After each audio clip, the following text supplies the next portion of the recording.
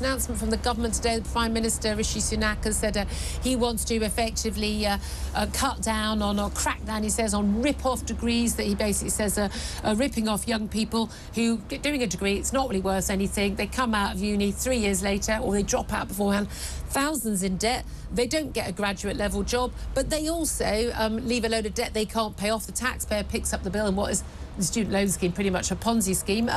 This was all the idea of former Labour Prime Minister Tony Blair, putting half the young people in this country into university. How's that working out? Do you agree with the current Prime Minister that we need to end these rip-off degrees? I think it's right that people are assured that you get value for money in a degree. But I'll just look to my own example again in my constituency, where film and television work, the great work of Sally Wainwright, so filming Happy Valley, Gentleman Jack, Last Tango in Halifax. Once you've hosted those productions, it's brought in Disney productions, we've got the BBC, we've got Channel 4.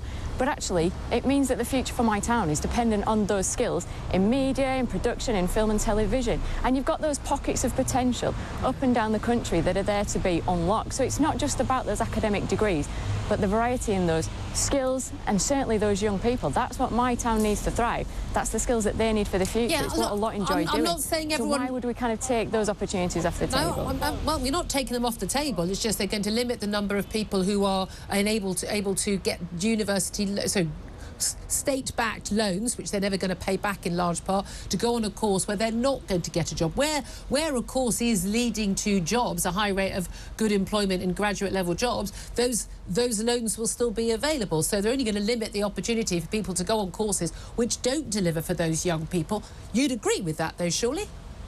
Or do you want a load of young people coming out of particularly working-class homes, getting thousands in debt? Don't deliver a job. I just asked, what do we mean by don't deliver a job? It's just that those traditional academic degrees that some might place a value on actually are those leading to jobs that are the high-paying ones.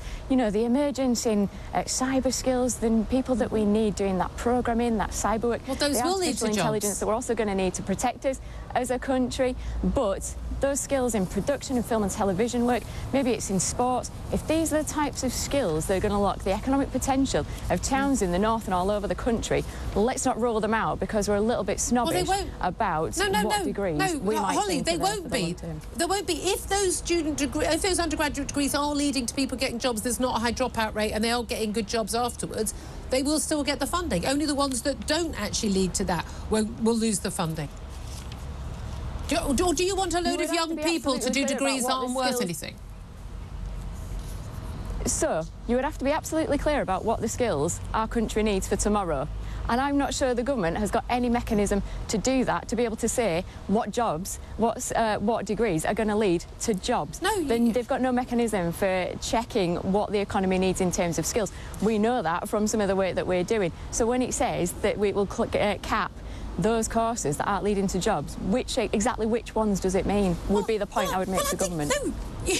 It would be pretty easy to tell. When you look at a course and if 80% of the people who did that course haven't actually got a job that needed a degree at all, they're all working, you know, in stacking shelves. Nothing wrong with these jobs. You don't need a degree to stack shelves in a supermarket or making coffee in a Starbucks. If by definition, you know, 5 years on, most people doing that course haven't got a decent job out of it, I would say that's not a high-value degree course.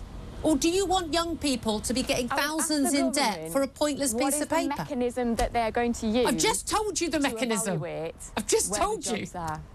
I've literally just told you. Looking at the dropout rate and the job prospects for people after the degrees that already exist, and then saying if it's really low. I mean, I've just told you what they're going to use as the mechanism. So, for example, I think you have just said, though, that you would check that in 5 years' time. So the difference in my constituency, unless you're using a regional model, I can tell you what Halifax needs.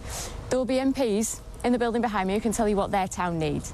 If somebody is doing that type of model about who's not in a job 5 years down the line, actually it's not going to be dynamic enough to really make sure it's delivering for what our local economies need and the national economy. Okay. And that is the point that I would put to government and to you, Julia. All right. Okay, let me ask you.